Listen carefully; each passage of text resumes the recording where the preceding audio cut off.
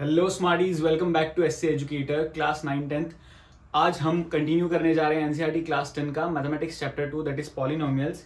इसमें मैंने अब तक एक्सरसाइज आपको कंप्लीट करवा दी है लास्ट 2 वीडियोस में। अगर नहीं देखे हैं तो मैं रिकमेंड करूंगा वो आप देख लें। अब पार्ट 3 की ओर आगे बढ़ते हैं, दैट इज एनसीईआरटी की जो एग्जाम्पल्स होते हैं वो जनरली ये कोई नहीं कराता, मैं एक्सप्लेनेशन दे रहा हूँ आपको। मेरे को भी पता है कि सोल्यूशन तो आपकी बुक में ही है, लेकिन इसका एक्सप्लेनेशन भी मैं आपको दूंगा। उससे पहले एक क्विक समराइज कर लेते हैं चैप्टर को। ज्यादा डिटेल्ड कंसेप्ट वैसे नहीं है इस चैप्टर में, आपको कुछ चीजों का ही ध्यान रखना है। जैसे अगर y is equal to P of x ऐसा कुछ पॉलिनोमियल है और आपको ग्राफ पे जानना है उसके जीरोस कितने होंगे, तो आपको ये चेक करना है कि x एक्सिस पे वो कितनी पॉइंट्स पे मिल रहा है, ठीक है। और वहीं पे x is equal to P of y दिया हो तो आपको चेक करना होता है कि y एक्सिस पे वो कितनी बार पॉइंट्स टच कर रहे हैं। एक तो ये ग्राफ वाला टॉपिक था, इसके तो सिंपल से कंसेप्ट थे ही। इसके अलावा जो और एक कंसेप्ट आपको था वो है relationship between the coefficients and zeros of a polynomial.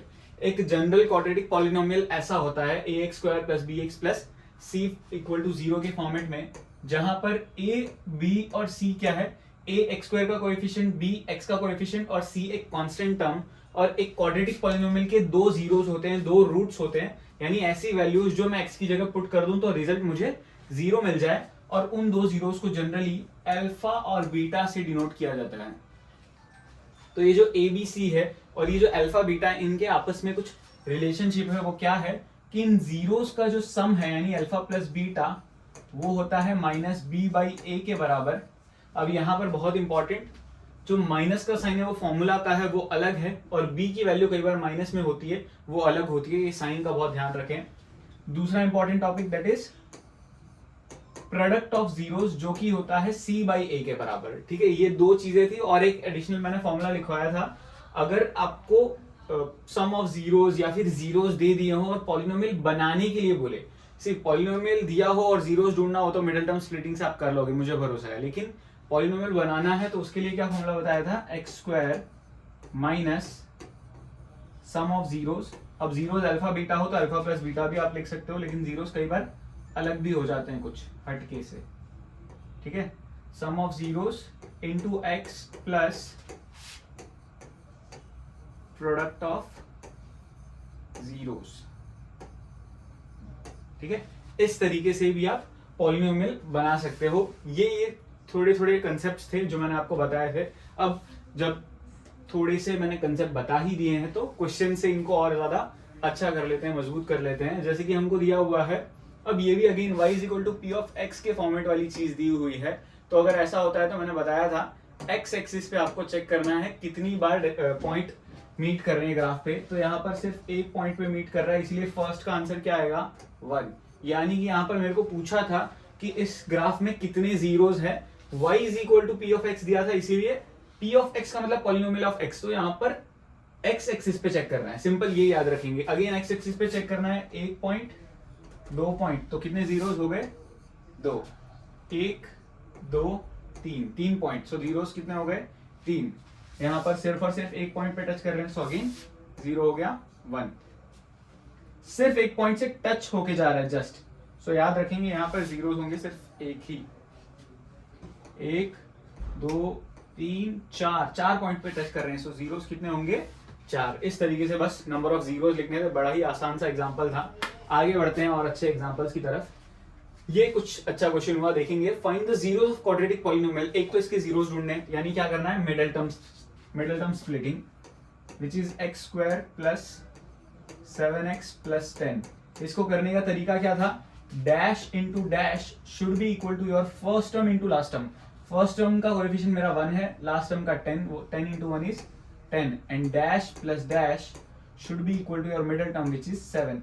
10 के फैक्टर्स सोचो, उसी में आंसर छुपा है। सो 2 और 5 एक तरीके से, सो 5 into 2 is 10 and 5 plus 2 is 7। सो 5 और 2 में तोड़ सकता हूं बीच वाले टर्म को, यानी x square plus 5x plus 2x plus 10। यहाँ पर x कॉमन निकल गया, अंदर बचा x प्लस 5, यहाँ पर 2 कॉमन निकल गया, अंदर बचा x प्लस 5। सो फाइनली मेरे फैक्टर्स कुछ इस तरीके से बन गए। अब फैक्टर्स मिलने के बाद जब मेरे को जीरोस ढूंढने होते हैं तो इंडिविजुअली इन फैक्टर्स को इक्वल टू 0 पुट करना पड़ता है।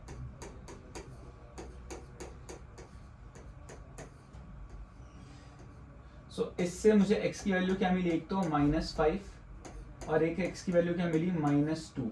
ये दो मेरे जीरोस मुझे मिल गए। लेकिन एक और चीज है यहाँ पर जो कि करनी है, that is verify the relationship. Verify the relationship के लिए मैंने कैसे बताया था, एक तो आपको sum of zero that is alpha plus beta is equal to -b/a, ये वेरिफिकेशन करना है। सो अल्फा मेरा क्या हो गया, पहला जीरो यानी कि -5 प्लस बीटा मेरा हो गया -2 माइनस बी की वैल्यू कितनी है 7, ए की वैल्यू क्लियरली दिख रही है 1, -5 प्लस -2 इज -7, यहां पर भी आ गया -7, ये हो गया आपका वेरिफिकेशन। ऐसे ही प्रोडक्ट ऑफ जीरो का भी वेरिफिकेशन करना है, दोनों चीजों का ही करना पड़ता है। -5 -2, सी की वैल्यू 10, ए की value 1, -5 into -2 is 10, 10 equal to 10 see, ये भी वेरिफिकेशन हो गया आपका LHS RHS इक्वल। इस तरीके से आपको ये एग्जांपल करना था और इसी से सिमिलर एक्सरसाइज में भी आपको सम्स देखने को मिलेंगे जहां पर जीरोस ढूंढने के बाद वेरिफिकेशन करना है। अब find the zeros same to same, मतलब सिमिलर क्वेश्चन ही पूछा है, यहाँ पर भी जीरोस ढूंढने के बाद वेरिफिकेशन करना है। सो पहले तो आप क्या करेंगे, जीरोस ढूंढेंगे, जीरोस ढूंढने के बाद वेरिफिकेशन। अब इस तरह की क्वेश्चन में जीरोस ढूंढा कैसे जाता है, तो इसके दो स्टेप्स है या दो तरीके हैं, ध्यान से समझेंगे। एक तो इक्वल टू 0 रख लो, अब ये -3 उस साइड चला गया तो x² कितना मिला 3, और कभी भी मैं इस तरीके से स्क्वायर रूट लेता हूं तो कंपलसरी प्लस और माइनस लगाना जरूरी है, क्योंकि प्लस वाली चीज का स्क्वायर भी 3 होता है, माइनस वाली चीज का स्क्वायर भी 3 ही होता है। अब 3 एक परफेक्ट स्क्वायर नंबर है नहीं तो उसका स्क्वायर रूट √3 ही होगा। सो मुझे जीरोस क्या मिले, एक √3 और एक -√3। आई होप समझ में आ गया। दूसरा तरीका क्या है, x² माइनस 3 को मैं क्या लिख सकता हूं, √3 का स्क्वायर, और यहां पर दिमाग में आनी चाहिए identity a² minus b² which is a plus b a minus b। So individually अब फैक्टर्स मिलने के बाद 0 के बराबर पुट कर देंगे। सो यहां पर एक x की वैल्यू क्या मिली -√3, एक x की वैल्यू मिली +√3। दोनों ही तरीकों से आंसर सेम आने वाला है, जो आपको कन्वीनियंट हो आप यूज कर सकते हो। अब जीरोस मिलने के बाद अगेन वेरिफिकेशन करना ही है। सो अल्फा प्लस बीटा क्या होता है, -b/a, अल्फा हो गया हमारा √3। अब इसमें आप पूछोगे कि अल्फा इसको लेना है, इसको बीटा इसको लेना है, इसको, किसी को भी अल्फा किसी को भी बीटा ले सकते हो आप, कोई दिक्कत नहीं है। माइनस, अब ध्यान से देखा जाए तो b होता क्या है, x का कोएफिशिएंट, x वाला टर्म है क्या, नहीं, तो ये दिमाग में चमकना चाहिए, सेकंड टर्म b नहीं है, x का कोएफिशिएंट b होता है, और x का कोएफिशिएंट यहाँ पर है ही नहीं, x वाला टर्म ही नहीं है, तो b की वैल्यू हो गई 0। अब ये √3 और -√3 कैंसिल आउट हो जाता है, प्लस माइनस माइनस करके भी आप समझ सकते हो, 0 बचता है और -0 इज नथिंग बट 0। ये हो गया वेरिफिकेशन। देन प्रोडक्ट ऑफ 0 का भी वेरिफिकेशन कर लेते हैं। अल्फा √3, बीटा -√3, सी की वैल्यू -3, ए की वैल्यू 1, √3 इंटू √3 इज 3 और plus minus minus, so -3 equal to -3 हमको मिलता है। यही हमारा आंसर है। इस तरीके से हम वेरिफिकेशन भी करते हैं। आई होप इस तरह की चीज को आप कैसे सॉल्व करेंगे इसका फंडा आपको क्लियर है। आगे बढ़ते हैं अगले एग्जांपल की तरफ। Find the quadratic polynomial. अब की बार क्वाड्रेटिक पॉलिनोमियल बनाना है, दिया नहीं है, और हमको दिया क्या है, सम और प्रोडक्ट। सम और प्रोडक्ट दिया है का मतलब क्या हुआ, अल्फा प्लस बीटा जो कि सम होता है उसकी वैल्यू दी हुई है which is -3, and alpha into beta which is product, उसकी वैल्यू दी हुई है 2। अब पॉलिनोमियल बनाने के लिए फॉर्मूला क्या है, x² माइनस सम यानी कि alpha plus beta plus product यानी अल्फा बीटा। अब x² माइनस सम की वैल्यू कितनी दी हुई है -3 प्लस प्रोडक्ट की वैल्यू कितनी दी हुई है 2। अब ये माइनस माइनस प्लस हो जाता है, सो x² plus 3 into x 3x हो जाता है, और ये +2। इतना आसान, 2 मार्क्स आपकी जेब में अगर ऐसा क्वेश्चन आ जाता है तो, और आने के चांसेस भी रहते हैं। बड़ा ही आसान था। अगर थियरी में नहीं आए तो एमसीक्यू में भी पूछने लायक है, एमसीक्यू में भी पूछ ले तो कोई डिफिकल्ट क्वेश्चन नहीं है। बस इतने से स्टेप्स करने थे आपको। सो यहाँ पर आपके एग्जाम्पल सारे खत्म होते हैं as per the new NCERT book.